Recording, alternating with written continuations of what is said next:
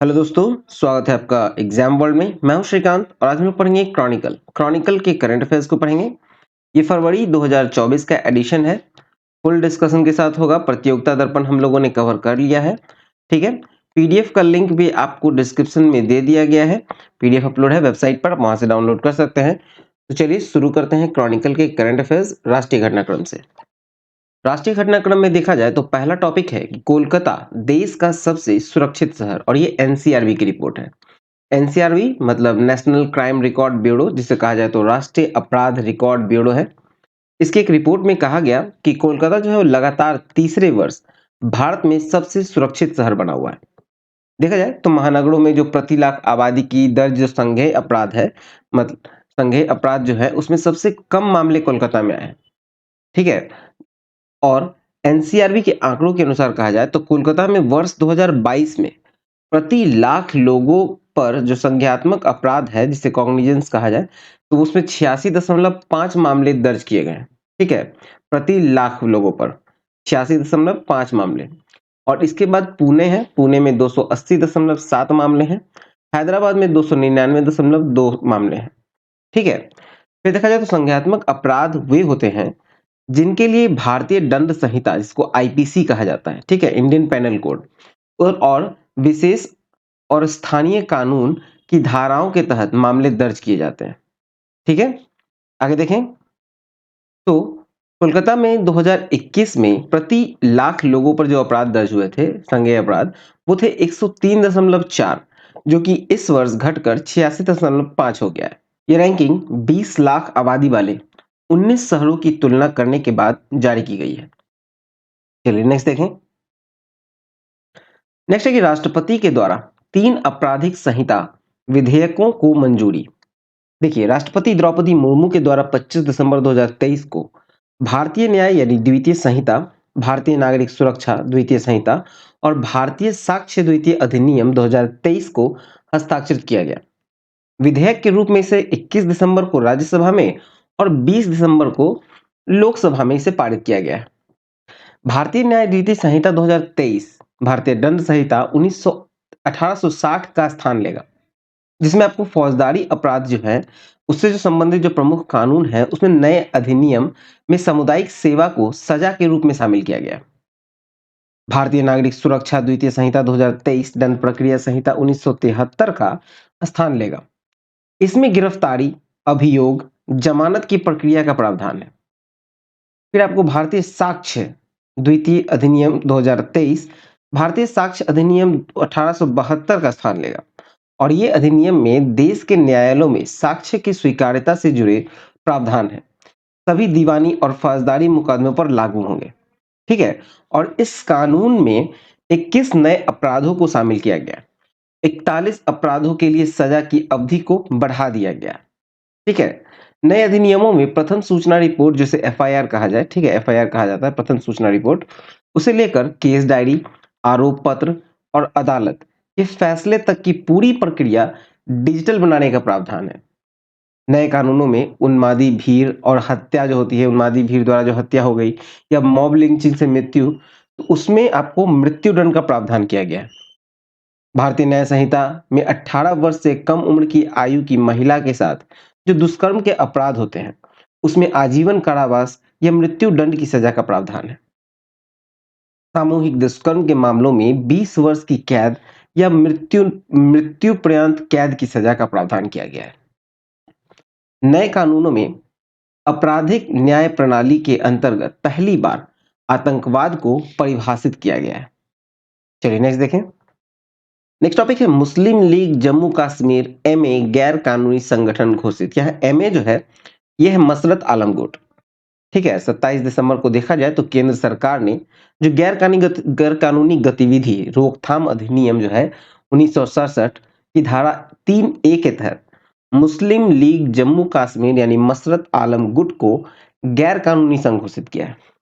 इस संगठन के खिलाफ गैर कानूनी गतिविधि रोकथाम अधिनियम 1967, भारतीय दंड संहिता 1860, आर्म्स एक्ट 1959 और रणवीर दंड विधान 1932 के विभिन्न धाराओं के तहत कई आपराधिक मामले दर्ज हैं। गृह मंत्रालय के द्वारा वर्ष 2023 में अब तक 4 संगठन को आतंकी संगठन और फिर 6 व्यक्तियों को आतंकवादी और 2 संगठनों को विधि विरुद्ध गैर कानूनी संगठन घोषित किया जा चुका है। गैर कानूनी गतिविधि रोकथाम अधिनियम 1967 के अनुसार यदि कोई राष्ट्र विरोधी आंदोलन का समर्थन करता है या फिर किसी विदेशी शक्ति द्वारा किए गए भारत के क्षेत्र पे दावे का समर्थन करता है तो वो अपराध माना जाएगा। आगे इसमें है, ये कानून कुछ संवैधानिक अधिकारों पर उचित प्रतिबंध लगाता है, जैसे कि भाषण और अभिव्यक्ति की स्वतंत्रता, शांतिपूर्वक और हथियारों के बिना एकत्र होने का अधिकार, एसोसिएशन या यूनियन बनाने का अधिकार। चलिए नेक्स्ट टॉपिक देखते हैं। नेक्स्ट टॉपिक है विश्व का सबसे बड़ा कार्यालय सूरत डायमंड बोर्स। ठीक है, ये बोर्ड नहीं है, बोर्स है। बोर्स यानी कि BOURSE बोर्स। ठीक है, 17 दिसंबर को प्रधानमंत्री नरेंद्र मोदी विश्व के सबसे बड़े कॉर्पोरेट कार्यालय केंद्र सूरत डायमंड बोर्स, ठीक है, सूरत डायमंड बोर्स SBD का उद्घाटन किया। इस कार्यालय परिसर को कच्चे और पॉलिश किए गए हीरे के व्यापार के वैश्विक परिदृश्य के दृष्टिकोण से तैयार किया गया। भवन का निर्माण जो है वो 3,400 करोड़ रुपए की लागत से हुई और ये जो फैला हुआ है आपको 35.54 एकड़ में है, लगभग 67 लाख वर्ग फुट में। ठीक है, और ये जो SBD है ये कुल 9 टावर का निर्माण किया गया है और प्रत्येक टावर की जो ऊंचाई है वो 15 मंजिला है। 4,700 कार्यालय वाला यह परिसर है और अंतरराष्ट्रीय हीरे और आभूषण कारोबार के लिए ये विश्व का सबसे बड़ा आधुनिक केंद्र होगा। ये ऑफिस कॉम्प्लेक्स जो है वो अमेरिका के पेंटागन जो कि 65 लाख वर्ग फुट में है उससे भी बड़ा है। ये विश्व का लगभग 90% कच्चे हीरे अमेरिका और चीन जैसे देशों में खरीदारों तक पहुंचाने में पहले सूरत में काटे और पॉलिश किए जाते हैं।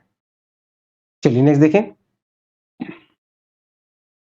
नेक्स्ट टॉपिक है कि ट्रकों में AC केबिन अनिवार्य। ठीक है, ट्रकों की जो केबिन है उसमें एयर कंडीशन अनिवार्य कर दिया गया।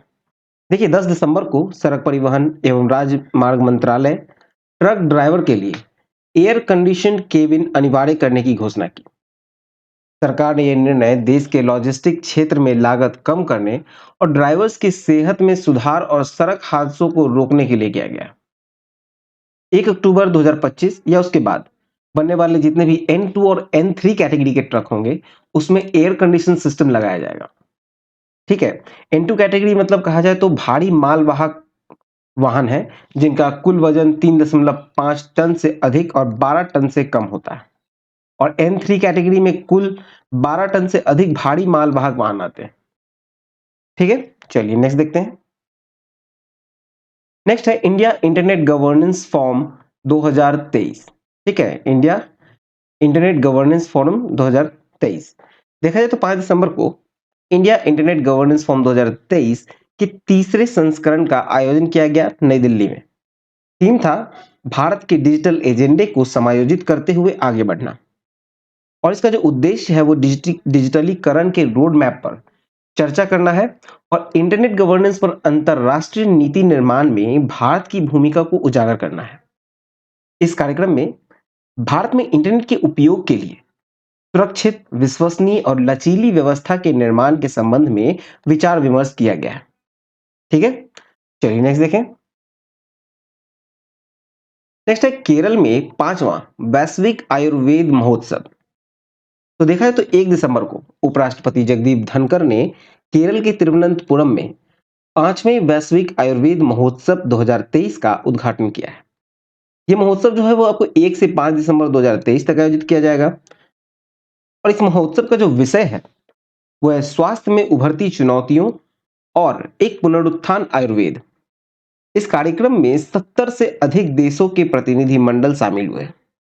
ठीक है, और ये सम्मेलन जो है वो आपको वैश्विक स्वास्थ्य चिंताओं को दूर करने में आयुर्वेद की प्रासंगिकता को बढ़ती मान्यता की ओर उजागर करता है। चलिए नेक्स्ट देखें।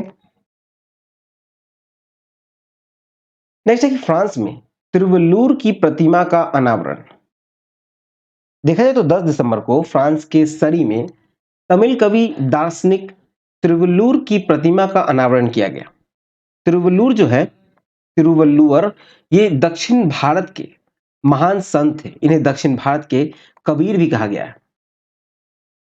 तिरुवल्लुवर जो है उनका संगम साहित्य में तिरुकुरल और कुराल की रचना की थी। तिरुकुरल की तुलना विश्व के प्रमुख धर्मों की महान पुस्तकों से की गई है। संत संत जो है तिरुवल्लुवर का जन्म जो है वो ईसा पूर्व पहली शताब्दी में हुआ था। उन्हें बुद्धिमत्ता और ज्ञान का प्रतीक माना जाता है। उनका लेखन है विश्व भर में लाखों लोगों को प्रेरित करता है। शैव, वैष्णव, बौद्ध और जैन सहित हर मत के लोग तिरुवल्लुवर को मानते हैं। ठीक है, चलिए नेक्स्ट देखें। नेक्स्ट टॉपिक है जीवन गुणवत्ता सूचकांक 2023 यानी कि लिविंग क्वालिटी इंडेक्स 2023। तो देखा जाए तो व्यवसायों के लिए वैश्विक सलाहकार मर्सर द्वारा जीवन गुणवत्ता सूचकांक 2023 जारी किया गया।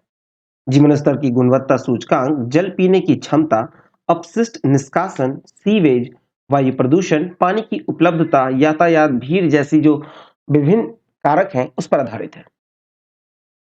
लिविंग क्वालिटी इंडेक्स 2023 में पहले 5 शहर जो हैं उसमें आपको वियना ऑस्ट्रिया है, ऑस्ट्रिया का कंट्री है वियना, ज्यूरिक जो कि स्विट्जरलैंड से है, ऑकलैंड न्यूजीलैंड का, कोपेनहेगन डेनमार्क का और जिनेवा स्विट्जरलैंड का है। भारतीय शहरों का रैंकिंग देखें तो 153वें स्थान पे है हैदराबाद और छठी बार है। 194वें स्थान पे है पुणे महाराष्ट्र से, चेन्नई 161वें स्थान पे है, 164वें स्थान पे मुंबई है, 170 पे कोलकाता है और 172 पे नई दिल्ली है। चलिए नेक्स्ट देखें। नेक्स्ट टॉपिक है भारत की सबसे तेज सौर इलेक्ट्रिक नाव बाराकूडा। देखा जाए तो 13 दिसंबर को भारत की सबसे तेज सौर इलेक्ट्रिक नाव को केरल के अलापुझा में नवगाथी पनावली यार्ड में औपचारिक रूप से लॉन्च किया गया। बाराकूडा नाव जो है वो पर्यावरण अनुकूल समुद्री परिवहन के उद्देश्य से लॉन्च किया गया है। बाराकूडा को नाम जो है वो एक मछली के नाम पर रखा गया है। इस नाव को मझगांव डॉक्स से बिल्डर्स और नोवेल्टी द्वारा संयुक्त रूप से विकसित किया गया। ये पूरी तरह से सौर ऊर्जा से चलने वाली नाव है। बाराकूडा जो है वो आपको जल में 12 नॉटिकल की अधिकतम गति प्राप्त कर सकती है और एक बार चार्ज करने पर उसकी क्षमता 7 घंटे तक की होगी। ठीक है, चलिए नेक्स्ट देखें। नेक्स्ट है गोरखपुर में क्रूज सेवा लेक क्वीन का उद्घाटन। देखा जाए तो 15 दिसंबर को उत्तर प्रदेश के मुख्यमंत्री योगी आदित्यनाथ ने गोरखपुर के रामगढ़ ताल में लेक क्वीन क्रूज सेवा उद्घाटन किया। इसके निर्माण पर 12 करोड़ रुपए से अधिक खर्च आया है। 2700 वर्ग फीट के क्षेत्रफल वाले जो क्रूज पर 3 तल बने हुए हैं, मतलब 3 तल 3 फ्लोर बने हुए हैं। यहाँ 5 सितारा होटल जैसी इनकी सुविधाएं हैं।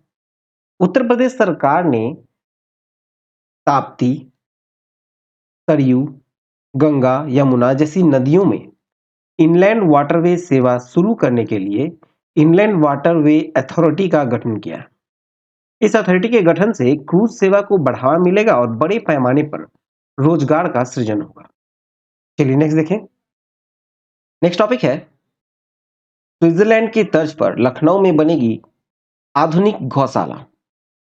तो 20 दिसंबर को लखनऊ के नगर निगम कार्यकारिणी बैठक में स्विट्जरलैंड के तर्ज पर एक नई गौशाला बनाए जाने का प्रस्ताव पारित किया गया।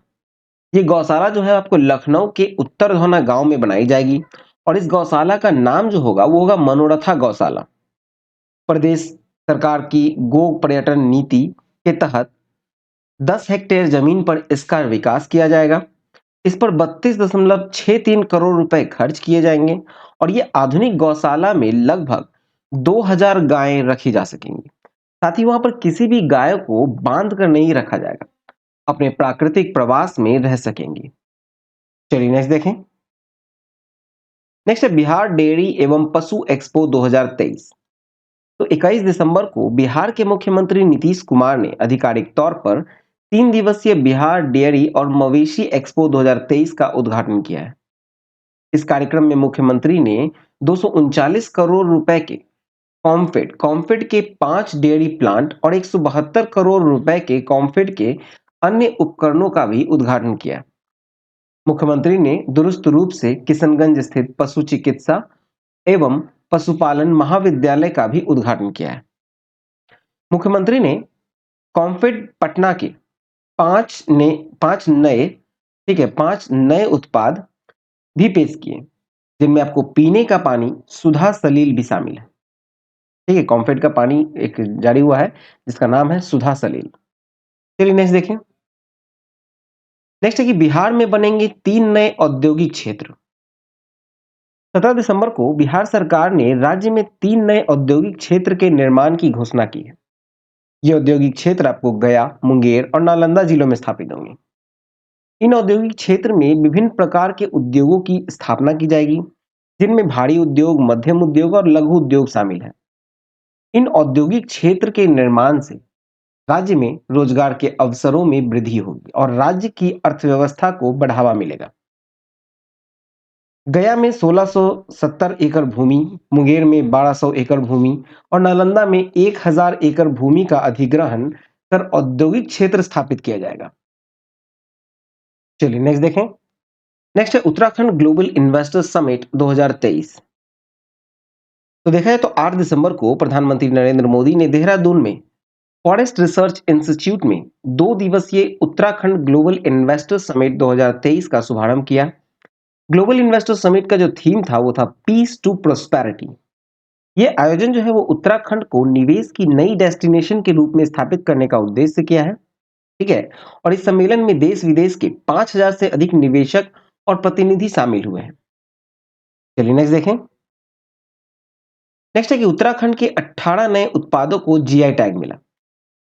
तो देखा जाए तो 4 दिसंबर को उत्तराखंड के 18 नए उत्पादों को जीआई टैग आवंटित किए गए हैं। उत्तराखंड एक दिन में सबसे ज्यादा जीआई टैग वितरित करने वाला देश का पहला प्रदेश बन गया है।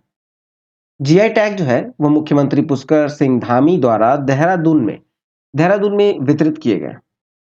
और जो उत्पाद जीआई टैग प्राप्त कर चुके हैं उसमें है आपको चौलाई, झंगोड़ा, मंडुआ, लाल चावल, अल्मोड़ा लखोड़ी मिर्च, फिर बेरीनाग चाय, बुरांस शरबत, रामनगर नैनीताल लीची, रामगढ़ आड़ू, माल्टा, पहाड़ी तुअर, गहत, काला भट्ट, बिच्छू बूटी फैब्रिक, नैनीताल मोमबत्ती, कुमाऊनी रंगवाली पिछोड़ा, चमोली रमान मास्क और लिखाई वुड कार्निंग। ये 18 प्रोडक्ट जो है इनको एक दिन में उत्तराखंड ने जीआई टैग आवंटित किए हैं। ठीक है, चलिए नेक्स्ट देखें। नेक्स्ट है कि मध्य प्रदेश हाई कोर्ट में देश की पहली लाइव सुनवाई। तो देखा जाए तो 21 दिसंबर को मध्य प्रदेश हाई कोर्ट में देश की पहली लाइव सुनवाई हुई। मध्य प्रदेश हाई कोर्ट के मुख्य न्यायाधीश रवि मलिमथ ने इस लाइव वीडियो सुनवाई का शुभारंभ किया। इस पायलट प्रोजेक्ट के तहत अभी जबलपुर जिले की पाटन और सिहोरा की अदालतों को शामिल किया गया है। आने वाली महीनों में 219 अदालतों में लाइव वीडियो की व्यवस्था जो है तैयार की जा रही है। चलिए नेक्स्ट देखिए। नेक्स्ट है तेलंगाना में विश्व के पहले 3D मुद्रित मंदिर का अनावरण। तो देखा जाए तो विश्व के पहले 3D मुद्रित मंदिर का तेलंगाना के सिद्दीपेट जिले में बुरुगुपल्ली में अनावरण किया गया, जो कि प्रौद्योगिकी और सांस्कृतिक संरक्षण के एकीकरण को प्रदर्शित करता है। इस मंदिर का जो निर्माण है वो अप्सुजा इंफ्राटेक द्वारा additive manufacturing solutions provider Simplifoz Creations के सहयोग से तैयार किया गया है। इस मंदिर की जो लंबाई है वो 35.5 फीट है और ये 4000 वर्ग फीट में फैला हुआ है। साथ ही इस मंदिर में 3 गर्भगृह बनाए गए हैं। इस 3D मंदिर के अंदर भगवान श्री गणेश को समर्पित एक बड़ा मोदक, भगवान शिव को समर्पित एक शिवालय और माता पार्वती को समर्पित एक कमल के आकार का विशाल घर बनाया गया है। ठीक है, चलिए नेक्स्ट देखें। मूव करते हैं नेक्स्ट टॉपिक पे। नेक्स्ट है अंतरराष्ट्रीय घटनाक्रम, जहां पहला है हिंद महासागर नौसेना संगोष्ठी 2023। तो देखा जाए तो 19 से 22 दिसंबर को रॉयल थाई नेवी के द्वारा थाईलैंड के बैंकॉक में हिंद महासागर नौसेना संगोष्ठी नौसेना प्रमुख के सम्मेलन का 8वां संस्करण आयोजित किया गया। वर्ष 2025 के अंत में आयोजित होने वाली जो नौसेना प्रमुख की 9वीं संगोष्ठी का आयोजन भारत में किया जाएगा और इसका उद्देश्य है हिंद महासागर क्षेत्र में तटीय देशों की नौसेनाओं के बीच समुद्री सहयोग को और बढ़ाना। देखा जाए तो इस 2023 का जो संगोष्ठी है उसमें 27 सदस्य देशों और पर्यवेक्षक देशों के नौसेना प्रमुख और वरिष्ठ प्रतिनिधियों ने भाग लिया है। भारतीय नौसेना के प्रमुख एडमिरल आर हरि कुमार द्वारा 3 सदस्यीय प्रतिनिधि मंडल के साथ इस कार्यक्रम में भारत का नेतृत्व किया गया। आगे देखें तो इस संगोष्ठी में सर्वप्रथम भारत के द्वारा तैयार किए गए ध्वज को आईओएनएस ध्वज के रूप में अपनाया गया। संगोष्ठी में कोरिया गणराज्य की नौसेना का नवीनतम पर्यवेक्षक के रूप में स्वागत किया गया। इससे अब हिंद महासागर नौसेना संगोष्ठी की सामूहिक शक्ति या सदस्यों की संख्या बढ़कर 34 यानी 25 सदस्य और 9 पर्यवेक्षक हो गई है। ठीक है, चलिए नेक्स्ट देखें।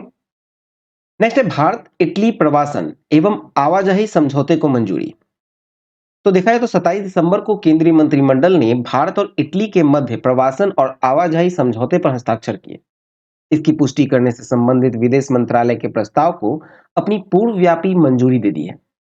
इस समझौते के तहत भारतीय छात्रों को इटली में पढ़ाई के बाद 1 वर्ष तक के लिए अस्थायी निवासी की अनुमति दी जाएगी ताकि वे पेशेवर अनुभव प्राप्त कर सके। इस समझौते से लोगों के बीच परस्पर संपर्क में वृद्धि होगी और विद्यार्थी, कुशल कामगारों, कारोबारियों और युवा पेशेवरों की आवाजाही को बढ़ावा मिलेगा। इटली के पास व्यावसायिक प्रशिक्षण, पाठ्येतर इंटर्नशिप और पाठ्यचर्या इंटर्नशिप से संबंधित विस्तृत प्रावधान है। ठीक है, चलिए नेक्स्ट देखें। नेक्स्ट टॉपिक है डोनाल्ड टस्क पोलैंड के नए प्रधानमंत्री चुने गए। 13 दिसंबर 2023 को पोलैंड के राष्ट्रपति आंड्रे डूडा ने डोनाल्ड टस्क को नए प्रधानमंत्री के रूप में शपथ दिलाई है। टस्क जो है वो यूरोपीय संघ के अध्यक्ष एवं वर्ष 2007 से लेकर 2014 तक पोलैंड के प्रधानमंत्री पहले रह चुके हैं। टस्क ने प्रधानमंत्री बनने से देश में लॉ एंड जस्टिस पार्टी की 8 वर्ष के शासन का अंत हो गया। चलिए नेक्स्ट देखें। नेक्स्ट है म्यांमार, सबसे बड़ा अफीम उत्पादक देश। तो देखा जाए तो 12 दिसंबर 2023 को United Nations office for drugs and crime ने अफीम उत्पादक देश की सूची जारी की है और इस सूची के अनुसार म्यांमार जो है वो विश्व का सबसे ज्यादा अफीम उत्पादक देश बन गया है। म्यांमार ने वर्ष 2023 में अफीम का 2.4 अरब डॉलर का व्यापार किया, जो कि जीडीपी का 4.1% है। अफगानिस्तान में 95% की गिरावट के साथ अफीम का उत्पादन जो है वो 330 टन रहा। अफीम के फूल की औसत कीमत लगभग $355 प्रति किलोग्राम तक पहुंच गई। म्यांमार में खेती का क्षेत्र जो है वो वर्ष दर वर्ष 18% से बढ़कर लगभग 40,100 से 47,000 हेक्टेयर हो गया है। ठीक है, 18% क्षेत्र बढ़ गया है। ठीक है, और देखा जाए तो इसमें इसकी जो स्थापना के वर्ष 1997 में हुई थी। ठीक है, United Nations office for drugs and crime का जो स्थापना है वो 1997 में हुआ और इसका मुख्यालय जो है वो ऑस्ट्रिया के वियना शहर में है। ठीक है, चलिए नेक्स्ट देखें। नेक्स्ट है पापुआ न्यू गिनी को $1 मिलियन की सहायता। तो देखा जाए तो 26 दिसंबर 2023 को भारत ने पापुआ न्यू गिनी में ज्वालामुखी विस्फोट के बाद हुए नुकसान के बाद उसे $1 मिलियन की तत्काल राहत सहायता देने की घोषणा की है। 20 नवंबर 2023 को द्वीपीय देश पापुआ न्यू गिनी में माउंट उलावुन के ज्वालामुखी विस्फोट के कारण 26,000 से अधिक लोगों की निकासी के साथ उस क्षेत्र में तत्काल मानवीय सहायता आवश्यकताएं उत्पन्न हुई हैं। Papua New Guinea Prashant ring of fire पर स्थित है, जो कि प्रशांत महासागर के चारों ओर भूकंपीय भ्रंशों का एक छाप है, जहां विश्व की अधिकांश भूकंप और ज्वालामुखी गतिविधियां होती हैं। आपदा जोखिम न्यूनीकरण प्रबंधन भारत के हिंद प्रशांत महासागर पहल का एक महत्वपूर्ण स्तंभ है। चलिए नेक्स्ट देखें। नेक्स्ट है पहली बार कुकिंग ऑयल से फ्लाइट की उड़ान। तो देखा जाए तो 28 नवंबर को पहली बार किसी फ्लाइट में कुकिंग ऑयल को फ्यूल के तौर पर प्रयोग करके उड़ान भरी गई। ये जो है वर्जिन अटलांटिक के बोइंग 787 ड्रीम लाइन प्लेन था। लंदन की हीथ्रो एयरपोर्ट से उड़ान भरा था और अटलांटिक महासागर को पार करने पर ये न्यूयॉर्क के JKF एयरपोर्ट पर पहुंचा। इस फ्लाइट में जो इस्तेमाल किए गए कुकिंग ऑयल था वो 100% सस्टेनेबल एविएशन फ्यूल कहा जाता है उसे। वर्जिन अटलांटिक विश्व का पहला 100% सस्टेनेबल एविएशन फ्यूल से उड़ान भरने वाला कॉमर्शियल प्लेन संचालित कर रहा है। इस कुकिंग ऑयल को रिन्यूएबल रिन्यूएबल बायोमास और पेट्रोलियम के कचरे से तैयार किया जाता है। एडवांस्ड एयरक्राफ्ट में इसे जेट ईंधन के तौर पर 50% मात्रा के साथ केरोसिन के साथ मिलाकर प्रयोग किया जा सकता है। ठीक है, चलिए नेक्स्ट देखते हैं। अब मूव करते हैं आर्थिक वाणिज्यिक परिदृश्य की ओर, जहां पहला है कि वर्ष 2023-24 में भारत की आर्थिक वृद्धि दर 6.7% और ये एडीबी की रिपोर्ट है, मतलब एशियन विकास बैंक, एशियन डेवलपमेंट बैंक का रिपोर्ट है ये। 13 दिसंबर 2023 को एशियाई विकास बैंक ने वर्ष 2023-24 के लिए भारत की आर्थिक विकास दर का अनुमान 6.3% से बढ़ाकर 6.7% कर दिया। ठीक है, और वित्त वर्ष 2023 की जो दूसरी तिमाही में भारत की सकल घरेलू उत्पाद की वृद्धि उम्मीद से अधिक 7.6% रही। इस कारण से एशियाई विकास बैंक को अपने अनुमान में संशोधन करना पड़ा। विनिर्माण, खनन, निर्माण और यूटिलिटी सहित औद्योगिक क्षेत्र में वृद्धि हुई है। और हालांकि समग्र से वित्त वर्ष 2024 के लिए कृषि के धीमी गति से बढ़ने का अनुमान है, परंतु औद्योगिक क्षेत्र में उल्लेखनीय प्रदर्शन का भी अनुमान है। ठीक है, चलिए नेक्स्ट देखते हैं। नेक्स्ट टॉपिक है, भारत में कोयला आधारित बिजली उत्पादन 8.38% बढ़ा। तो देखा जाए तो वित्त वर्ष 2023-24 की अप्रैल-नवंबर अवधि में, ठीक है, 2023-24 की अप्रैल-नवंबर अवधि में घरेलू कोयला आधारित बिजली उत्पादन जो है वो 8.38% बढ़कर 779.1 बिलियन यूनिट हो गया। ऊर्जा उपभोग 4.7% की वार्षिक वृद्धि के साथ भारत जो है वो विश्व का तीसरा सबसे बड़ा ऊर्जा उपभोक्ता है। अप्रैल से नवंबर 2023 तक भारत में पिछली वर्ष की अवधि की तुलना में बिजली उत्पादन जो है वो 7.71% वृद्धि हुई है। चालू वित्त वर्ष नवंबर तक मिश्रण के लिए कोयले का आयात 44.28% घटकर 15.16 मिलियन टन रह गया है। ठीक है, चलिए नेक्स्ट देखें। नेक्स्ट टॉपिक है, ग्लोबल ग्रोथ में भारत का योगदान 16% से अधिक, और ये आईएमएफ की रिपोर्ट है। तो देखा जाए तो 18 दिसंबर को अंतर्राष्ट्रीय मुद्रा कोष ने अपनी वार्षिक रिपोर्ट जारी की है और रिपोर्ट में कहा है कि ग्लोबल ग्रोथ में भारत का योगदान जो है वो 16% से अधिक रहा है।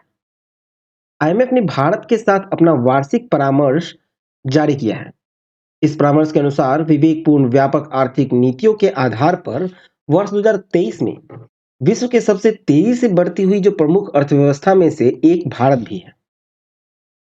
चलिए नेक्स्ट देखें। नेक्स्ट है, भारत का पहला एआई मॉडल कृत्रिम। 15 दिसंबर को ओला कंपनी के सीईओ भावेश अग्रवाल के नेतृत्व वाली जो कृत्रिम बुद्धिमत्ता मतलब एआई आर्टिफिशियल इंटेलिजेंस उद्यम कृत्रिम एएसआई डिजाइन, ठीक है, कृत्रिम एसआई डिजाइन जो है ने कृत्रिम नामक एआई मॉडल का अनावरण किया है। कंपनी के द्वारा इस भारत के अपने एआई मॉडल के रूप में संदर्भित किया गया है। ये मॉडल जो है वो ओपन एआई के चैटबॉट चैट जीपीटी और गूगल के बार्ड को टक्कर देगा। कृत्रिम जो है वो एक लार्ज लैंग्वेज मॉडल है जो कि 2 वेरिएंट में उपलब्ध होगा, बेस कृत्रिम मॉडल और कृत्रिम प्रो। कंपनी के द्वारा बेस कृत्रिम मॉडल पेश किया गया है, जबकि अधिक शक्तिशाली लार्ज लैंग्वेज मॉडल कृत्रिम प्रो जो है वो वर्ष 2024 की शुरुआत में लॉन्च किया जाएगा। चलिए नेक्स्ट देखें। इसी में आ गया कि जो बेस कृत्रिम मॉडल है जो कि 22 भारतीय भाषाओं को समझता है, इनमें 10 भाषाओं में सामग्री तैयार कर सकता है। इनमें हिंदी, कन्नड़, मराठी, उड़िया, तेलुगु आदि शामिल है। ये लार्ज लैंग्वेज मॉडल जो है भाषाओं को और लिपियों की व्याख्या के लिए एक कस्टम टोकनाइजर का प्रयोग करता है। चलिए नेक्स्ट देखें। नेक्स्ट है जेन रोबोटिक्स, शीर्ष भारतीय स्टार्टअप में चुना गया। तो केरल स्थित एक स्टार्टअप है जेन रोबोटिक्स, जो इलेक्ट्रॉनिक्स एंड सूचना प्रौद्योगिकी मंत्रालय के द्वारा आयोजित global partnership on artificial intelligence के शिखर सम्मेलन 2023 में भारत के शीर्ष 3 आर्टिफिशियल इंटेलिजेंस एआई स्टार्टअप में चुना गया है। जेन रोबोटिक्स की जो जी ग्रेटर रोबोटिक्स टेक्नोलॉजी है उसमें 12 से 14 दिसंबर 2023 को आयोजित शिखर सम्मेलन में एआई गेम चेंजर श्रेणी में पुरस्कार जीता है और जेन रोबोटिक्स को सामाजिक परिवर्तन के लिए प्रौद्योगिकी का लाभ उठाने के लिए प्रशंसित किया गया है। चलिए नेक्स्ट देखें। नेक्स्ट है स्वास्थ्य सेवा एवं शिक्षा हेतु यूपीआई भुगतान सीमा बढ़ी। तो देखा जाए तो 8 दिसंबर को शिक्षा और स्वास्थ्य सुविधाओं के लिए जो भारतीय रिजर्व बैंक ने एकीकृत भुगतान इंटरफेस लेन देन सीमा को बढ़ा दिया है।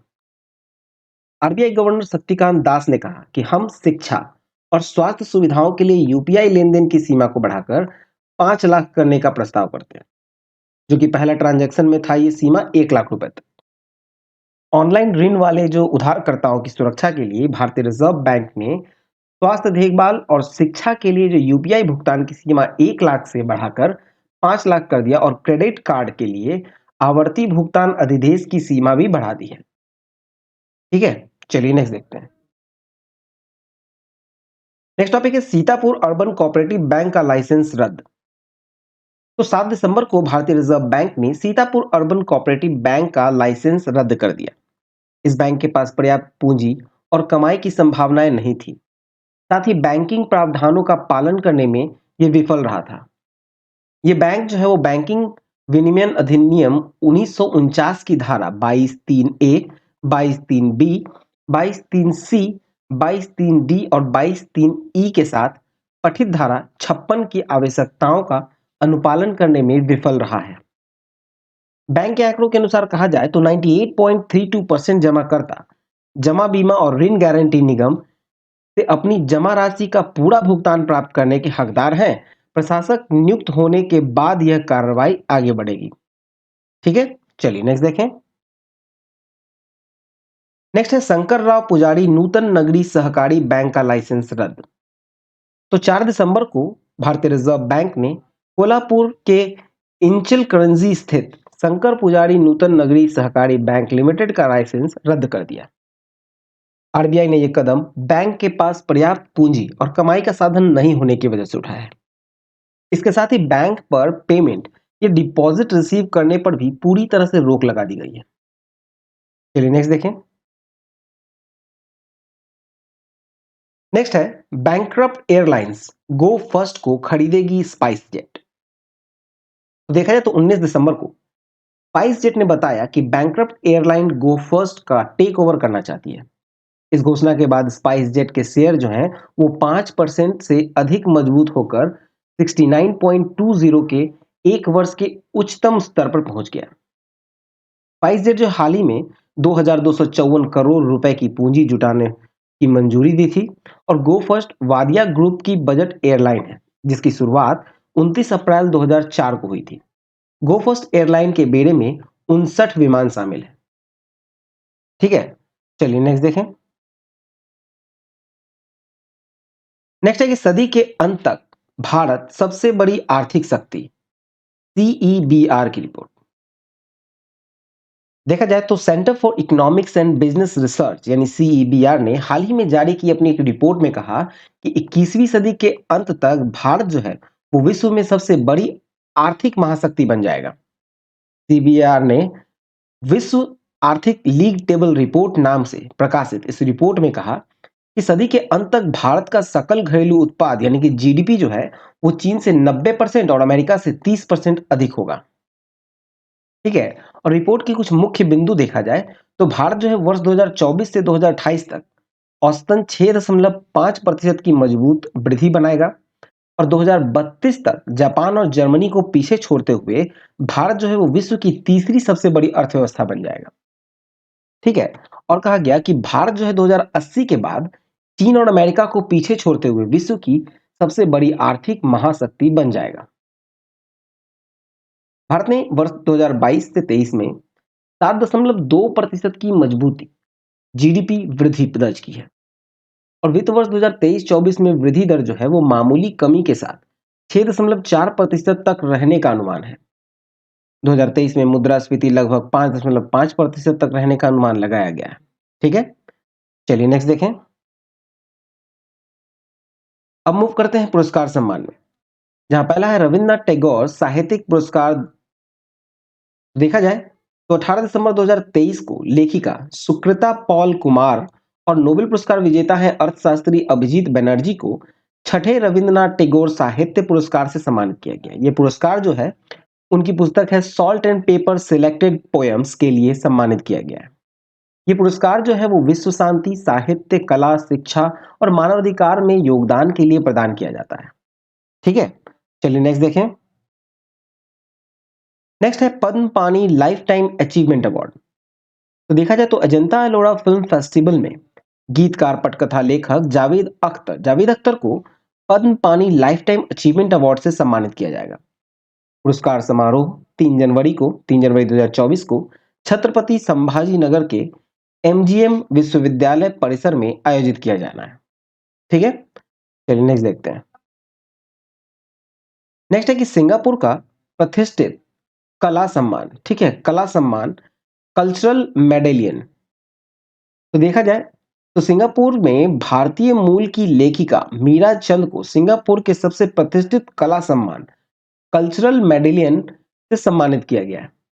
मीरा चंद के अलावा यह पुरस्कार जो है वो सिंगापुर के उपन्यासकार सुचेन क्रिस्टीन लिम को और मलय नृत्य के प्रसिद्ध कलाकार उस्मान अब्दुल हामिद को प्रदान किया गया है। मीरा को यह पुरस्कार जो है वो कलात्मक उत्कृष्टता और देश की कला और संस्कृति परिदृश्य को समृद्ध बनाने में उनके योगदान के लिए प्रदान किया गया है। मीरा चंद जो है एक उपन्यासकार हैं जो कि बहुसांस्कृतिक समाजों के चित्रण के लिए जानी जाती हैं। ठीक है, चलिए नेक्स्ट देखें। नेक्स्ट है एएफएमसी प्रेसिडेंट्स कलर से सम्मानित। तो देखा जाए तो 1 दिसंबर को भारत के राष्ट्रपति व सेना के सर्वोच्च कमांडर द्रौपदी मुर्मू ने सशस्त्र बल चिकित्सा कॉलेज एएफएमसी को प्रेसिडेंट कलर राष्ट्रीय राष्ट्रपति का निशान से सम्मानित किया है। प्रेसिडेंट कलर किसी सैन्य इकाई को दिया जाने वाला सर्वोच्च सम्मान है। पुणे स्थित जो एएफएमसी है उसके 75 वर्ष पूर्ण होने के अवसर पर यह पुरस्कार प्रदान किया गया है और ये एक प्रमुख सशस्त्र बल चिकित्सा सेवा प्रतिष्ठान है। ठीक है, और देश के अग्रणी मेडिकल कॉलेज में से ये एक है। इस संस्थान से निकलने वाले जो मेडिकल कैडेटों को सेना, नौसेना और वायुसेना में कमीशन मिलता है। ठीक है, चलिए नेक्स्ट देखें। अगला है अंतर्राष्ट्रीय लैंगिक समानता पुरस्कार 2023। तो देखा जाए तो 11 दिसंबर को फिनलैंड ने अफगानिस्तान में गैर सरकारी संगठन अफगान महिला कौशल विकास केंद्र संगठन को 2023 के लिए अंतर्राष्ट्रीय लैंगिक समानता पुरस्कार से सम्मानित किया। फिनलैंड के प्रधानमंत्री हैं पेटोरे ऑर्पे। उन्होंने एडब्ल्यूएसडीसी को अवार्ड के साथ 3 लाख यूरो भी प्रदान किए। अफगान महिला कौशल विकास केंद्र संगठन अफगानिस्तान में महिलाओं के अधिकारों को बढ़ावा देने और उनकी रक्षा करने के लिए काम करता है। अफगान महिला कौशल विकास केंद्र का कार्य अफगान महिलाओं को प्रशिक्षण प्रदान करना और उनके कौशल विकास और आर्थिक सशक्तिकरण का समर्थन करना है। ठीक है, चलिए नेक्स्ट देखें। नेक्स्ट है वाइज पुरस्कार। वाइज पुरस्कार जो दिया गया है वो दिया गया है सफीना हुसैन को। सफीना हुसैन जो कि भारतीय गांव में स्कूली पढ़ाई के बीच छोड़ देने वाली, मतलब इसका भारतीय गांव में स्कूली पढ़ाई बीच में छोड़ दी है और 14 लाख लड़कियों को मुख्य धारा की शिक्षा में वापस लाने के लिए प्रतिष्ठित वाइज पुरस्कार से इन्हें सम्मानित किया गया है। सफीना हुसैन जो है वो एक गैर सरकारी संगठन यानी एनजीओ की एजुकेट गर्ल्स की संस्थापक है। सफीना हुसैन $5 लाख की इनामी राशि का यह पुरस्कार पाने वाली पहली भारतीय महिला है। सफीना को दोहा में world innovation summit for education यानी वाइज शिखर सम्मेलन के 11वें संस्करण में कतर फाउंडेशन की इस पुरस्कार से सम्मानित किया गया और ये शिक्षा के क्षेत्र में दिए जाने वाले सबसे प्रतिष्ठित पुरस्कारों में से एक है। सफीना यह पुरस्कार प्राप्त करने वाली दूसरी भारतीय है। चलिए नेक्स्ट देखें। नेक्स्ट है इटली का ऑर्डर ऑफ मेरिट सम्मान। तो देखा जाए तो भारतीय अभिनेता हैं कबीर बेदी, उनको इटली के नागरिक सम्मान ऑर्डर ऑफ मेरिट से सम्मानित किया गया। ऑर्डर ऑफ मेरिट जो है वो सशस्त्र बलों, विज्ञान, कला, साहित्य या संस्कृति के विकास में विशिष्ट सेवा को मान्यता देता है। कबीर जो है भारत के पहले अंतर्राष्ट्रीय अभिनेताओं में से एक हैं जिन्होंने हिंदी फिल्मों की शुरुआत की। शुरुआत की और फिर हॉलीवुड फिल्मों में काम किया और यूरोप में स्टार बन गए। कबीर जो है वो इटली में प्रसिद्ध हैं। उन्होंने कई इटालियन फिल्मों में काम किया है। चलिए नेक्स्ट देखते हैं। अब आते हैं विविध की ओर। तो पहला है सैन्य अभ्यास सूर्य किरण। तो देखा जाए तो 24 नवंबर से 7 दिसंबर 2023 तक भारत और नेपाल सैन्य अभ्यास सूर्य किरण के 17वें संस्करण का आयोजन हुआ और ये उत्तराखंड के पिथौरागढ़ में हुआ। अभ्यास का जो उद्देश्य था वो था शांति स्थापना अभियानों पर संयुक्त राष्ट्र चार्टर के तहत अंतर संचालनीयता को बढ़ाना। यह अभ्यास जो है वो ड्रोन और काउंटर काउंटर ड्रोन उपायों, चिकित्सा प्रशिक्षणों, विमानन पहलुओं और पर्यावरण संरक्षण पर केंद्रित था। ये एक वर्ष ये जो है वो आपको सूर्य किरण ये एक आपको एक वार्षिक अभ्यास है जो कि दोनों देशों के द्वारा जो है वो बारी-बारी से आयोजित किया जाता है। ठीक है? कभी भारत में, कभी नेपाल में इस तरह से बारी-बारी से आयोजित होता है। इसमें आपको 354 सैन्य कर्मियों वाली जो भारतीय सेना की टुकड़ी का नेतृत्व है, वो कुमाऊँ रेजिमेंट की बटालियन द्वारा किया गया और दूसरी तरफ 334 सैन्य कर्मियों वाला जो नेपाल सेना है, उसकी टुकड़ी का प्रतिनिधित्व जो है वो तारादल बटालियन ने किया। चलिए नेक्स्ट देखें। अब मूव करते हैं पुस्तक की ओर, जहाँ पहला है बाबरी मस्जिद राम मंदिर दुविधा। इसके लेखक हैं माधव गोडबोले। नेक्स्ट है जेबा एन एक्सीडेंटल सुपर हीरो। इसके लेखक हैं ह्यूमा क्यूरेसी। नेक्स्ट है भारत का क्षण दुनिया भर में बदलते शक्ति समीकरण।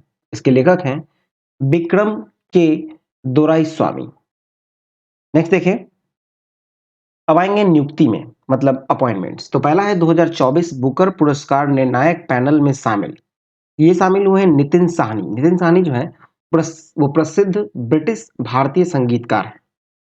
नेक्स्ट है भारतीय रिजर्व बैंक ऑफ इंडिया ने आईसीआईसीआई बैंक के एग्जीक्यूटिव डायरेक्टर के पद के लिए दोबारा नियुक्त हुए। तो ये हुए हैं संदीप बत्रा। नेक्स्ट है ब्रिटेन की सरकार द्वारा बीबीसी का नया प्रमुख नामित किया गया है। तो ये किया गया है समीर शाह को, जो कि भारतीय मूल के हैं। नेक्स्ट है सियाचिन ऑपरेशनल पोस्ट पर तैनात होने वाली पहली महिला मेडिकल ऑफिसर बनी। तो ये है कैप्टन फातिमा वसीम। उनकी पोस्टिंग हुई 15,200 फीट की ऊंचाई पर होगी। ठीक है, चलिए नेक्स्ट है international institute for the unification of private law की गवर्निंग काउंसिल के रूप में चुना गया है। ये चुना गया है उमा शेखर को। नेक्स्ट है वायुसेना मुख्यालय नई दिल्ली में महानिदेशक यानी कि निरीक्षण और सुरक्षा के लिए जो महानिदेशक हैं वो नियुक्त हुए हैं। ये नियुक्त हुए हैं एयर मार्शल मकरंद रनाडे। नेक्स्ट है क्रैश फायर टेंडर संचालित करने वाली भारत की पहली प्रमाणित महिला फाइटर बन गई। तो ये बन गई है दिशा नाइक। ठीक है, चलिए नेक्स्ट है भारतीय वानिकी अनुसंधान शिक्षा परिषद की पहली महिला महानिदेशक नियुक्त हुई। तो ये हुई है कंचन देवी। चलिए नेक्स्ट देखें। अब मूव करेंगे निधन की ओर, जहां पहला है डॉक्टर वी मोहिनी गिरी। ये है राष्ट्रीय महिला आयोग की पूर्व अध्यक्ष और पद्म भूषण पुरस्कार से सम्मानित डॉक्टर वी मोहिनी गिरी का निधन हो गया है। नेक्स्ट है अनूप घोषाल। ये बंगाली सिंगर है अनूप घोषाल, इनका कोलकाता में निधन हो गया। नेक्स्ट है पीए रामचंद्रन। ये प्रमुख पर्यावरण वैज्ञानिक, इंजीनियर और लेखक है पीए रामचंद्रन। इनका केरल में एर्नाकुलम में निधन हो गया। चलिए नेक्स्ट देखें।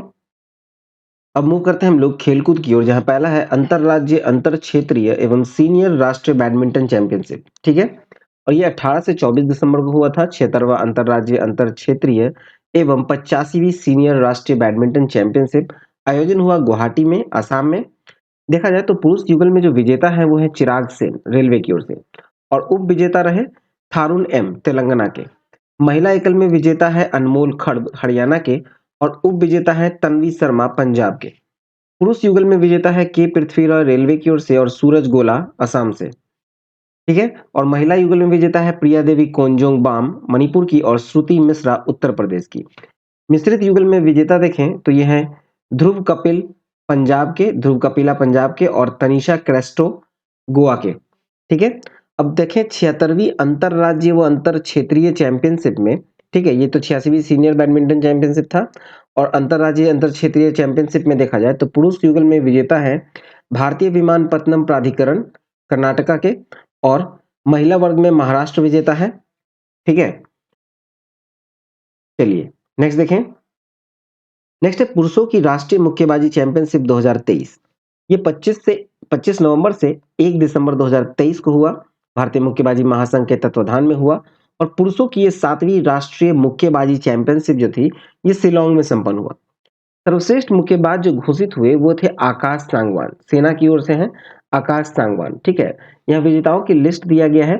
तो 48 किलोग्राम में जो विजेता है वह है बरुण सिंह, सेना के। 51 किलोग्राम में अमित पंघाल, सेना के हैं। 54 किलोग्राम में है ललित, एआईपी के। और 57 किलोग्राम में सचिन सिवाच जूनियर, सेना से।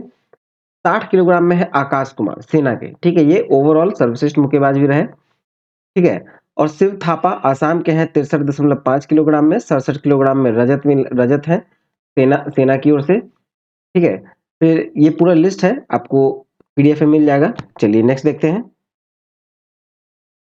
नेक्स्ट है कि महिलाओं की सीनियर राष्ट्रीय चैंपियनशिप 2023। ठीक है, ये राष्ट्रीय मुक्केबाजी चैंपियनशिप है। ठीक है, राष्ट्रीय मुक्केबाजी चैंपियनशिप देखा जाए तो ये 22 से 27 दिसंबर को हुआ था। महिलाओं का भारतीय मुक्केबाजी महासंघ के तत्वाधान में हुआ सीनियर राष्ट्रीय मुक्केबाजी चैंपियनशिप का आयोजन हुआ ग्रेटर नोएडा में हुआ। ठीक है, जिसमें 5 स्वर्ण, 1 रजत और 2 कांस्य के सहित कुल 8 पदक जीतकर इसमें ओवरऑल चैंपियन जो है वो रेलवे स्पोर्ट्स प्रमोशन बोर्ड रहा। ठीक है, दूसरे स्थान पे हरियाणा रहा, जिसने 3 स्वर्ण, 3 रजत और 1 कांस्य पदक जीता है। फेयर प्ले ट्रॉफी जो मिला है ये उत्तर प्रदेश को मिला है। सर्वश्रेष्ठ मुक्केबाज रहे जैस्मिन, सेना के। सर्वश्रेष्ठ चैलेंजर रहे सोनिया, उत्तर प्रदेश से। सर्वश्रेष्ठ प्रॉमिसिंग मुक्केबाज रहे ललिता, राजस्थान से। इसमें आगे देखें तो जो विभिन्न वर्गों में स्वर्ण पदक विजेता हैं, 48 किलोग्राम में मीनाक्षी हैं, पुलिस से। 50 किलोग्राम में अनामिका है, रेलवे से। 52 किलोग्राम में ज्योति है, रेलवे से। 54 किलोग्राम में शिक्षा नाम है और ये रेलवे से है। ठीक है, ये पूरा लिस्ट है। चलिए नेक्स्ट देखें। नेक्स्ट टॉपिक है देश की 84 grand master R Vaishali grand master खिताब जीतने वाली भारत की तीसरी महिला बनी। तो 1 दिसंबर को, ठीक है, 1 दिसंबर 2023 को चेन्नई की 22 वर्षीय आर वैशाली जो है वो शतरंज में भारत की 84वीं ग्रैंड मास्टर बनी। आर वैशाली भारत की तीसरी महिला ग्रैंड मास्टर है। इनसे पहले जो 2 थी उसमें आपको 2022 में आपको कोनेरू हम्पी है और 2011 में डी हारिका है। ठीक है, और 22 वर्षीय वैशाली के एक 18 वर्षीय भाई है जिसका नाम है आर प्रगानंद। वो भी शतरंज के ग्रैंड मास्टर खिताब पहले से ही प्राप्त कर चुके हैं। और इस प्रकार प्रगानंद और वैशाली की जोड़ी शतरंज में ग्रैंड मास्टर का खिताब हासिल करने वाली भाई बहन की पहली जोड़ी है। ठीक है, चलिए नेक्स्ट देखते हैं। नेक्स्ट है विजय हजारे ट्रॉफी 2023-24। तो देखा जाए तो 12 नवंबर से 16 दिसंबर को भारतीय क्रिकेट कंट्रोल बोर्ड यानी बीसीसीआई की लिस्ट ए क्रिकेट की विजय हजारे ट्रॉफी की 31वें संस्करण के लिए मैच खेले गए। और इस कुल मिलाकर यहाँ पर 38 टीमों ने इस टूर्नामेंट में भाग लिया। फाइनल मुकाबला हरियाणा और राजस्थान की टीमों के बीच हुआ। फाइनल के विजेता हैं हरियाणा। चलिए नेक्स्ट देखें। नेक्स्ट है कि भारत के विरुद्ध इंग्लैंड ने महिला टी20 श्रृंखला 2-1 से जीती। दिसंबर 2023 में भारत के दौरे पर इंग्लैंड की महिला क्रिकेट टीम ने 3 टी20 मैच और एकमात्र टेस्ट मैच की श्रृंखला की मेजबानी की। और इसमें टी20 श्रृंखला के जो विजेता हैं वो है इंग्लैंड 2-1 से। 14 से 17 दिसंबर को खेली गई एकमात्र टेस्ट मैच में भारतीय टीम रिकॉर्ड 347 रनों से विजय रही। और इन दोनों श्रृंखलाओं में भारतीय टीम का जो नेतृत्व कर रही थी वो थी हरमनप्रीत कौर। चलिए नेक्स्ट देखें। नेक्स्ट है भारत ऑस्ट्रेलिया श्रृंखला 2023। तो ये सितंबर से दिसंबर 2023 के दौरान 3 एक दिवसीय मैच और 5 टी20 मैचों की श्रृंखला खेलने के लिए ऑस्ट्रेलिया की क्रिकेट टीम ने भारत का दौरा किया। 3 ओडीआई मैचों की सीरीज थी जिसमें विजेता रहा भारत 2-1 से। और इस वनडे श्रृंखला में जो भारतीय टीम के कप्तान थे वो थे केएल राहुल। 5 टी20 मैचों की श्रृंखला हुई और इसमें विजेता रहे भारत 4-1 से। टी20 श्रृंखला में भारतीय टीम के जो कप्तान रहे वो थे सूर्य कुमार यादव। चलिए नेक्स्ट देखते हैं। अगला है बांग्लादेश और न्यूजीलैंड। बांग्लादेश न्यूजीलैंड टेस्ट श्रृंखला 2023। तो ये नवंबर से दिसंबर के बीच हुआ था। बांग्लादेश के दौरे पर गई थी न्यूजीलैंड की क्रिकेट टीम। और 2 टेस्ट मैच की श्रृंखला हुई और श्रृंखला जो है वो बराबरी पे समाप्त हुआ, मतलब 1-1 की बराबरी पे। फिर है आपको इंग्लैंड वेस्ट इंडीज श्रृंखला। तो दिसंबर 2023 में वेस्ट इंडीज के दौरे पर इंग्लैंड की क्रिकेट टीम गई, जहां 3 एक दिवसीय मैच और 5 टी20 मैच की श्रृंखलाएं हुई और 3 मैचों की जो ओडीआई श्रृंखला थी उसमें वेस्ट इंडीज ने 2-1 से जीत हासिल कर लिया। फिर टी20 की श्रृंखला जो हुई वेस्ट इंडीज ने इसमें भी 3-2 से जीत हासिल कर लिया। चलिए नेक्स्ट देखें। नेक्स्ट है टी20 क्रिकेट का 9वां विश्व कप जून 2024 में। तो देखा जाए तो 4 से 30 जून के बीच 2024 में, ठीक है, 4 से 30 जून के बीच टी20 का 9वां विश्व कप का आयोजन किया जाएगा अमेरिका और वेस्ट इंडीज की मेजबानी में। टी20 विश्व कप का जो आयोजन है वो 2-2 वर्ष के अंतराल पर होता है। इस बार की जो विश्व कप में कुल 20 टीमें शामिल होंगी।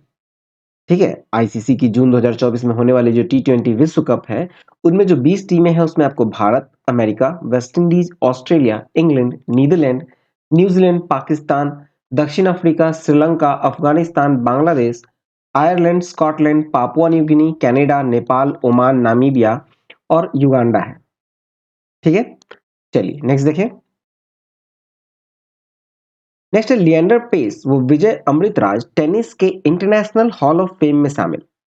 तो देखा जाए तो भारत के पूर्व वर्षों के टेनिस स्टार है लिएंडर पेस और विजय अमृतराज, और साथ में ब्रिटेन के पत्रकार रिचर्ड इवांस का चयन हुआ है टेनिस के इंटरनेशनल हॉल ऑफ फेम में शामिल करने के लिए।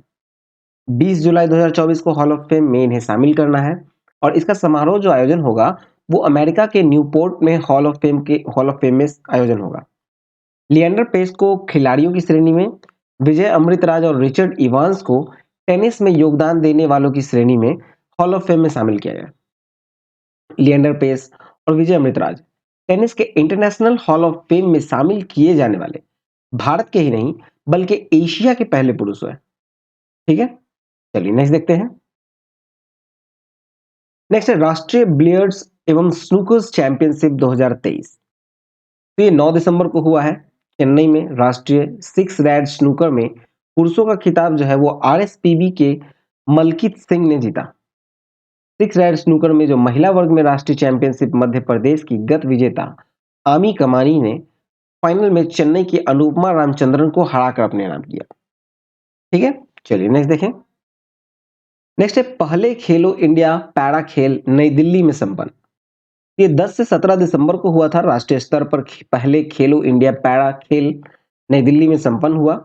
शुभंकर था उज्ज्वला। उज्ज्वला जो है एक छोटे गौरैया पक्षी है। पहले खेलो इंडिया पैरा खेल में 7 पैरा खेल शामिल किए गए। इनमें para athletics, para shooting, para archery, para football, para badminton, para table tennis, para weight lifting, ये सब शामिल थे।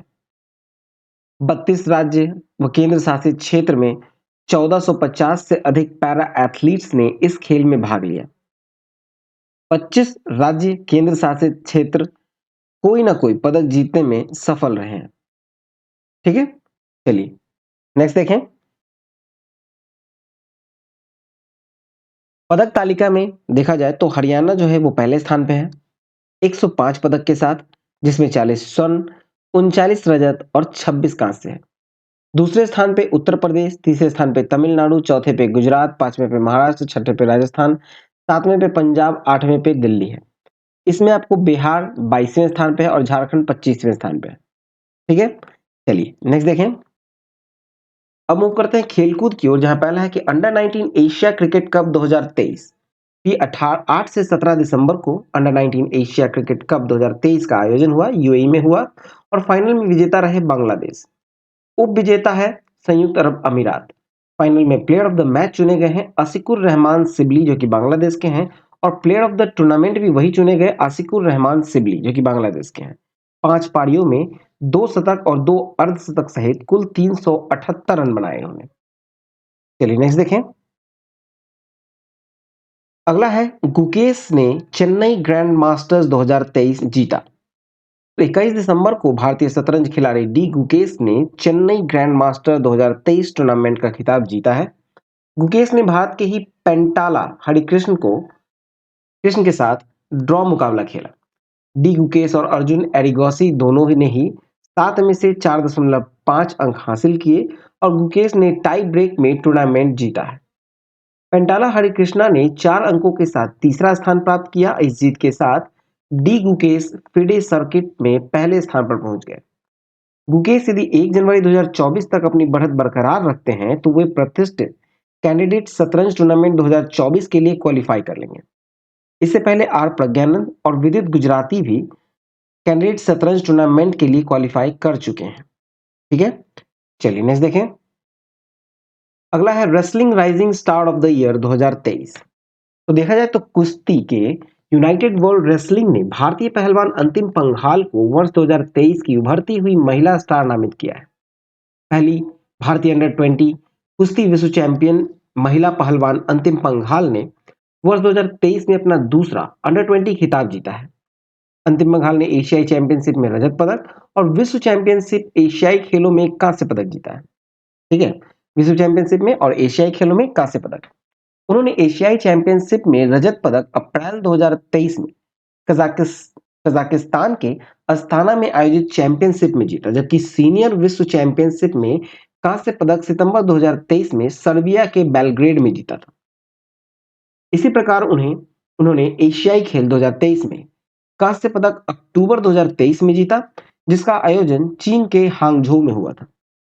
अंतिम पंघाल ने महिलाओं की 53 किलोग्राम वर्ग में भारत के लिए पेरिस 2024 ओलंपिक कोटा भी प्राप्त किया है।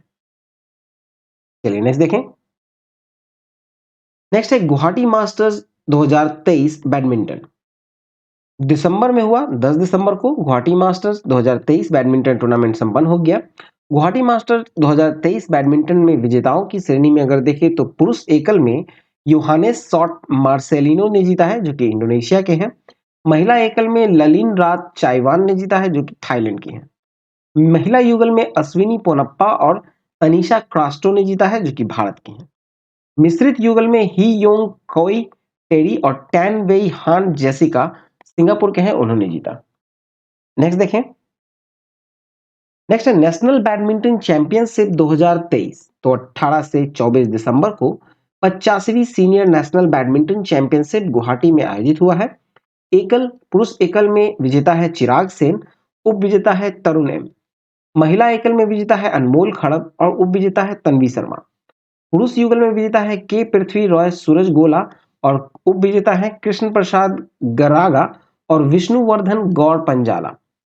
महिला युगल में विजेता है प्रिया देवी कोंजेंग बाम और श्रुति मिश्रा। फिर उप विजेता है रितिका ठाकुर, सिमरन सिंधी। मिश्रित युगल में विजेता है ध्रुव कपिला और तनिषा क्रास्टो और उप विजेता है नितिन कुमार और नवधा मंगलम। ठीक है, चलिए नेक्स्ट देखें। नेक्स्ट है Syed Modi India international badminton tournament 2023। ये 28 नवंबर से 3 दिसंबर तक हुआ। Syed Modi India international badminton tournament, और इसका आयोजन हुआ लखनऊ के बाबू बनारसी दास बैडमिंटन एकेडमी में। सैयद मोदी इंडिया इंटरनेशनल 2023 के बैडमिंटन में विजेताओं का नाम देखें तो पुरुष एकल में है ची यू जेन जो है वो चीनी ताइपेई से है। महिला एकल में विजेता है नोजोमी ओकुहारा, जो कि जापान से है। पुरुष युगल में विजेता है चुंग होन जियान और हैकाल मोहम्मद, मलेशिया के। महिला युगल में विजेता है रिन इवानागा और की नाकानिशी, जापान के। मिश्रित युगल में विजेता है डेजन फर्डिनियस और ग्लोरिया एमानुअल विगजाजा, इंडोनेशिया के। नेक्स्ट देखें। नेक्स्ट है आईबीए जूनियर विश्व मुक्केबाजी चैंपियनशिप 2023। तो देखा जाए तो 23 नवंबर से 4 दिसंबर तक अर्मेनिया के येरेवन में आईबीए जूनियर विश्व मुक्केबाजी चैंपियनशिप 2023 का आयोजन किया गया। भारतीय दल ने 3 स्वर्ण, 9 रजत और 5 कांस्य पदक के साथ कुल 17 पदक जीते। महिला वर्ग में स्वर्ण पदक है पायल के नाम 48 किलोग्राम के कैटेगरी में, निशा 52 किलोग्राम कैटेगरी में और आकांक्षा 70 किलोग्राम कैटेगरी में। रजत जीतने वाले हैं अमीशा 54 किलोग्राम कैटेगरी में, विनी 57 किलोग्राम, सृष्टि 63 किलोग्राम, मेघा 80 किलोग्राम और प्राची टोकस 80 किलोग्राम से ज्यादा में। कांस्य पदक में विजेता है नेहा लुंथी 46 किलोग्राम में, परी 50 किलोग्राम में, निधि ढूल 66 किलोग्राम और कृतिका 75 किलोग्राम में। पुरुष वर्ग में देखा जाए तो रजत विजेता है जतिन 54 किलोग्राम में, साहिल 75 किलोग्राम में, हार्दिक पवार 80 किलोग्राम में, हेमंत सांगवान 80 किलोग्राम से ज्यादा में और कांस्य है सिकंदर 48 किलोग्राम में। चलिए नेक्स्ट देखें। नेक्स्ट है महिला राष्ट्रीय मुक्केबाजी चैंपियनशिप 2023। तो देखा जाए तो 22 से 27 दिसंबर तक राष्ट्रीय चैंपियनशिप गौतम बुद्ध विश्वविद्यालय ग्रेटर नोएडा में आयोजित की गई। प्रीति बुरा ने 81 किलोग्राम भार वर्ग में फाइनल में लाल पाकमाबी राल्टे को 5-0 से हराकर स्वर्ण पदक जीता है। जैस्मिन ने 60 किलोग्राम वर्ग में टोक्यो ओलंपियन सिमरनजीत कौर को 4-3 के अंतर से हराकर स्वर्ण पदक जीता। पूजा रानी ने 75 किलोग्राम वर्ग में नंदिनी को 5-0 से हराकर स्वर्ण पदक जीता। कुल 12 भार वर्गों में प्रतियोगिताएं आयोजित की गई, जिनमें 300 से ज्यादा भारतीय मुक्केबाजों ने भाग लिया है। चलिए नेक्स्ट देखें। अगला है कि भारत के सबसे तेज 4000 टी20 रन बनाने वाले बल्लेबाज कौन बन गए? ये बने हैं ऋतुराज गायकवाड़। नेक्स्ट है वर्ष 2023 का अर्जुन पुरस्कार किस क्रिकेट खिलाड़ी को दिया जाने की घोषणा की गई? तो ये दिया जा रहा है मोहम्मद शमी को। नेक्स्ट है कि भारत के बैडमिंटन खिलाड़ी सतीश कुमार करुणाकरन ने 17 दिसंबर 2023 को उड़ीसा मास्टर के ऑल इंडियन पुरुष एकल फाइनल में किसे हराकर अपना पहला BWF सुपर 100 खिताब जीता? ये हरा है आयुष सेठी को। चलिए नेक्स्ट देखें। अब मूव करते हैं दिवस की ओर। 1 दिसंबर को मनाया गया है विश्व एड्स दिवस, जिसका थीम या विषय है समुदायों को नेतृत्व करने दें, लेट कम्युनिटीज लीड। 2 दिसंबर को मनाया गया है राष्ट्रीय प्रदूषण नियंत्रण दिवस, जिसका थीम है स्वच्छ और स्वस्थ ग्रह के लिए सतत विकास। 3 दिसंबर को मनाया गया विकलांग व्यक्तियों का अंतर्राष्ट्रीय दिवस, जिसका थीम है विकलांग व्यक्तियों के लिए, उनके साथ और उनके द्वारा SDG के बचाव और उसे हासिल करने की कार्रवाई में एकजुट होना। 4 दिसंबर को मनाया गया है भारतीय नौसेना दिवस, समुद्री क्षेत्र में परिचालन दक्षता, तत्परता और मिशन उपलब्धि। 5 दिसंबर को मनाया गया है विश्व मृदा दिवस, थीम है मिट्टी जहां से भोजन शुरू होता है। 7 दिसंबर को मनाया गया है सशस्त्र सेना झंडा दिवस। 9 दिसंबर को मनाया गया है अंतर्राष्ट्रीय भ्रष्टाचार विरोधी दिवस। ठीक है, मतलब UNCAC Act 20, भ्रष्टाचार के खिलाफ दुनिया को एकजुट करना। 10 दिसंबर को मनाया गया है अंतर्राष्ट्रीय मानवाधिकार दिवस, जिसका थीम है भविष्य में मानवाधिकार संस्कृति को समेकित और कायम रखना। 11 दिसंबर को मनाया गया यूनिसेफ दिवस, हर बच्चे के लिए हर अधिकार के लिए। फिर 11 दिसंबर को मनाया गया है अंतर्राष्ट्रीय पर्वत दिवस। 14 दिसंबर को मनाया गया है राष्ट्रीय ऊर्जा संरक्षण दिवस। 18 दिसंबर को मनाया गया है अंतर्राष्ट्रीय प्रवासी दिवस, जिसका थीम है सुरक्षित प्रवासन को बढ़ावा देना। 20 दिसंबर को मनाया गया अंतर्राष्ट्रीय मानव एकता दिवस। 22 दिसंबर को मनाया गया है राष्ट्रीय गणित दिवस, जिसका थीम है गणित सबके लिए। 23 दिसंबर को मनाया गया है राष्ट्रीय किसान दिवस और 24 दिसंबर को राष्ट्रीय उपभोक्ता अधिकार दिवस मनाया गया। इसका थीम था स्वच्छ ऊर्जा परिवर्तन के माध्यम से उपभोक्ताओं को सशक्त बनाना। 25 दिसंबर को मनाया गया है सुशासन दिवस। 26 दिसंबर को मनाया गया है वीर बाल दिवस और 28 दिसंबर को मनाया गया है कांग्रेस पार्टी का स्थापना दिवस। ठीक है, तो चलिए ये वीडियो यहीं तक था। क्रॉनिकल, ठीक है, क्रॉनिकल आपको ये फरवरी का था और फरवरी 2024 का, और आपको PDF अपलोड हो गया है। आप PDF डाउनलोड कर सकते हैं। PDF डाउनलोड करने के लिए onlinestudycenter.in के PDF सेक्शन से डाउनलोड कर सकते हैं या फिर टेलीग्राम पे आपको लिंक दे दिया गया है। ठीक है, वहां से भी आप डाउनलोड कर सकते हैं। व्हाट्सएप चैनल को ज्वाइन कर लीजिएगा, लिंक आपको डिस्क्रिप्शन में मिलेगा। तो चलिए मिलते हैं नेक्स्ट वीडियो में। चैनल को सब्सक्राइब कर लीजिए अगर नहीं किए हैं तो। मिलते हैं नेक्स्ट वीडियो में। All the best and thank you for watching exam world.